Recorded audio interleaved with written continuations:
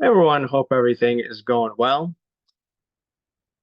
I wanted to touch base on Cage Lawyer and his view on tops and Hankus Pankus in terms of their marketing.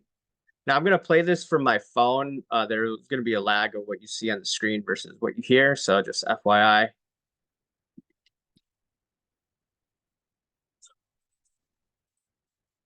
Clarified for everybody. In the last week leading up to Topps Chrome release, Topps on Twitter posted multiple times, and multiple times, look at the auto, Ken Griffey Jr. auto. Never once did it say Breaker's Delight is the only way you can get that card. Here's a list of all of the Legends autos and this awesome picture of the Ichiro.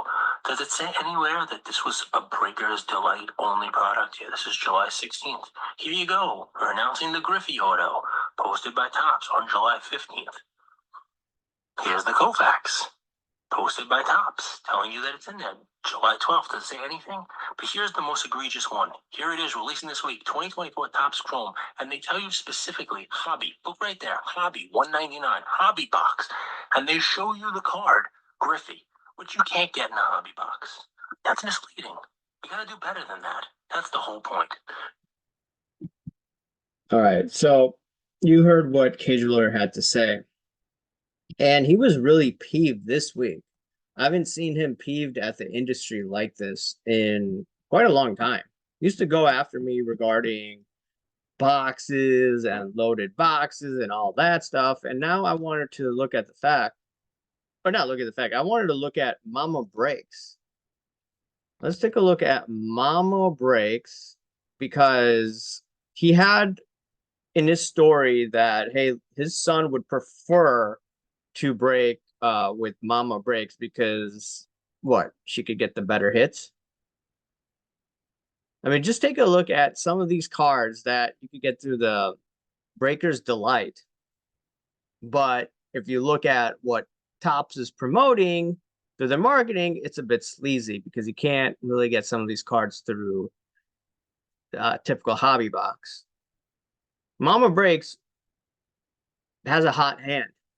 You tell me how she does this, right? Sandy Koufax auto. Ale de la Cruz autograph. Now, I think I did see Leighton pull a similar card. I was looking on YouTube. This is a nice card of Cruz again. Jackson Chorio, if I'm pronouncing that correctly. Brewers. Jason Dominguez. Remember one of his cards sold for a ridiculous amount on Golden a few years ago?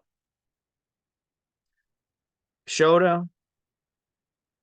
He's pretty good. The Cubs. David Ortiz, Big Poppy, Robin Yount. Those are some really nice cards. Are you going to get those in the hobby box? Not necessarily. I just did the odds of some of the cards that Mama Breaks got percentage wise. Sandy Koufax, Breaker's Delight. It's like what, 1 out of 17 chance of pulling it. Shota, a card like Shota, if they're Breaker's Delight box, you're going to get. So maybe nothing suspicious with that. Griffey Jr. No, I don't think Griffey was here. I think Griffey was here. And I calculated from the Topps website. So this over here is what? Once again, 1 out of 17 chance. I did do the odds for that one. It's still a nice looking card. Josh Jung, right? Superfractor.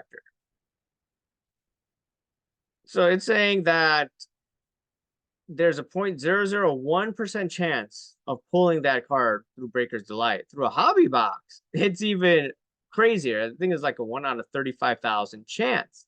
Now, granted, it's Josh Jung. It's not, a Shohei Ohtani, for instance, right? But still, pulling that card, it's tough. There's other individuals as well.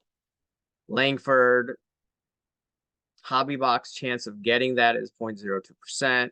Robin Yount, once again, it's 1 out of 17. You can only get through the Breaker's Delight.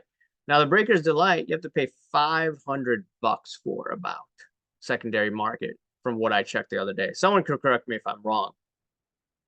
It's easier getting through the breakers. Not only that, what Cage was implying was that why are the breakers getting the better hits than the common Joe? That's a good question. These are questions that need to be asked. And how does Mama Breaks tend to have a hot hand? A lot more than the common Joe. Yeah, she tends to rip a lot of boxes, but look, this is becoming a bad look on the hobby, on Fanatics, and I don't think they even care because it's all about ROI and their customer are breakers. They don't care about you. And this is one of the reasons why I don't buy Topps products. People say, like, why do you do videos on Topps and Fanatics?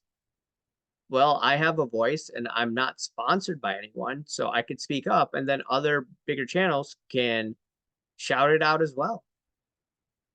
Not only that, you have a situation where I believe Fanatics is going to piss off the average collector, and they're going to have to go after newbies.